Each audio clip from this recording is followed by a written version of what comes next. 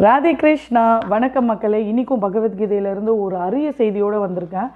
மனசே உங்களுக்கு நண்பனும் மனதே உங்களுக்கு சத்ருவும். இதுதாங்க இன்றைக்கி டாபிக் ஃபார் டிஸ்கஷன். பகவத்கீதையில் பகவான் ஸ்ரீ கிருஷ்ணர் அர்ஜுனன் கிட்ட சொல்கிறார். என்ன சொல்கிறார்? அர்ஜுனா, எவன் ஒருவன் மனதை வெல்கிறானோ அவனுக்கு மனசு நண்பனாகிறது. எவன் ஒருவன் மனதால் வெல்லப்படுகிறானோ அவனுக்கு மனது சத்ருவாகுது அப்படின்னு சொல்கிறார். அர்ஜுனனுக்கு ஒன்றும் புரியல. இதிலிருந்து நமக்கு புரிஞ்சிக்க வேண்டிய விஷயம் என்னென்னா, நம்ம வாழ்க்கையில் வர வெற்றி தோல்விகளுக்கு வேறு யாரும் காரணம் இல்லைங்க. வெளியாட்கள் யாரும் காரணம் இல்லை. நம்மளோட சொந்த மனசு தான் நம்மளோட காரணம். வெற்றியும் தோல்வியும் நம்மளோட எண்ணத்தால் இருக்குது, நம்மளோட முயற்சியால் இருக்குது. ஸோ இதை விளக்க ஒரு சின்ன கதை சொல்கிறேன். ஒரு ஊரில் ஒரு மாவீரன் இருந்தானா. அவன் மாவீரன், பலசாலியும் கூட. ஆனால் அவனால் ஒரு போரில் கூட ஜெயிக்க முடியல. எல்லா போர்லேயுமே அவன் தோத்துட்டு வரான். என்ன காரணம்னு பார்த்தா, அவனோட மனசு அந்த போருக்கு போகிறதுக்கு முன்னாடி சொல்லுமா, நீ தோற்று விடுவாய், நீ தோற்று விடுவாய் அப்படின்னு. அந்த தோற்று விடுவாய் என்ற பேச்சு, அந்த வார்த்தையை அவன் காது குத்து கேட்டு அவன் மனசை அதை அக்செப்ட் பண்ணிக்கிட்டதுனால அவன் தோற்கப்பட்டான்.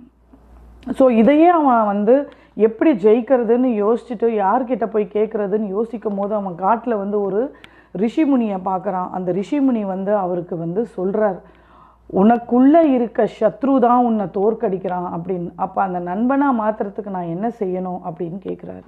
ஸோ மக்களே, அந்த ஞானி என்ன சொல்கிறார் அப்படின்னா, உனக்குள்ள ஒரு நண்பனும் சத்ருவும் தினமுமே போரிட்டுருக்காங்க. அதில் யார் ஜெயிக்கிறாங்களோ அவங்களால நீ ஆளப்படுற.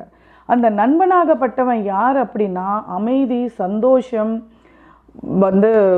யோகம், தியானம், இதெல்லாம் நண்பனாக இருக்குது. மனசு அமைதியாக இருக்குது. மனசு அமைதியாக இருந்தால் நம்ம சந்தோஷமாக இருப்போம். சத்ரு யாருன்னா பயம், கோபம், நம்பிக்கையின்மை, உற்சாகமின்மை, இந்த மாதிரி நெகட்டிவிட்டிஸ் எல்லாம் நமக்கு சத்ருவாக இருக்குது.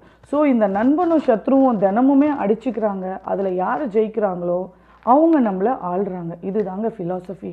ஸோ மக்களே, நாமளும் நண்பனாக்கிக்கணும் நம்ம மனசன்னா கான்ஸ்டன்ட் ப்ராக்டிஸாக. அதாவது ஒரு டயட்டில் வெயிட் லூஸ் பண்ணுறவங்க கேலரிஸை கம்மி பண்ணி, சுகரை கட் பண்ணி, ப்ரோட்டீனை சேர்த்துட்டு ஃபைபரை சேர்க்குற மாதிரி நீங்களும் கிருஷ்ண பக்தி அப்படின்ற ஒரு ப்ரோட்டீனை உள்ளே சேர்த்து, தியானம் அப்படின்ற ஒரு ஃபைபரை உள்ளே சேர்த்து ப்ராக்டிஸ் பண்ணிங்க அப்படின்னா உங்களோட நெகட்டிவ் தாட்ஸ் எல்லாம் வெயிட் லூஸ் மாதிரி சீக்கிரம் கட் ஆகிட்டு நீங்களும் உங்கள் மனசை வெல்லலாங்க.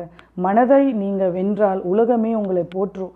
மனதால் நீ வெல்லப்பட்டாய், வாழ்க்கையை நீ இழப்பாய். மக்களை, இது உங்களுக்கு பிடிச்சிருக்கோன்னு நினைக்கிறேன். சப்ஸ்கிரைப் பண்ணுங்கள், லைக் பண்ணுங்கள், ஷேர் பண்ணுங்கள்.